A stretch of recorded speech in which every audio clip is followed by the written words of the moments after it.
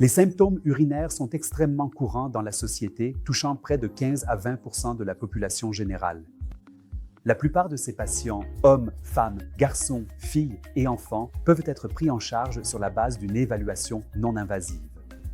Mais il existe certains patients qui ne répondent pas bien au traitement ou qui présentent d'autres problèmes concomitants nécessitant une évaluation invasive afin de déterminer précisément ce qui se passe au niveau de la vessie, et la meilleure façon de le faire est d'effectuer une étude de vidéo-urodynamique. Que fait-on lors d'une vidéo-urodynamique? La partie vidéo, comme le mot l'indique, consiste en une visualisation de ce qui se passe dans la vessie et au niveau de la sortie lorsque la vessie retient l'urine et lorsque nous urinons.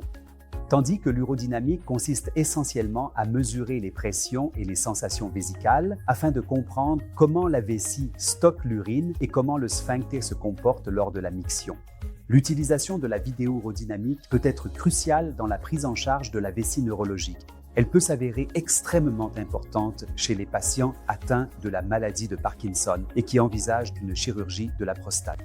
Certains hommes atteints de la maladie de Parkinson peuvent présenter des affections similaires à la maladie de Parkinson, qui ne répondent absolument pas aux interventions chirurgicales de la prostate. Et différencier ces deux situations nécessite l'utilisation de la vidéo, car une urodynamique simple ou standard ne permet pas de faire la distinction entre les deux.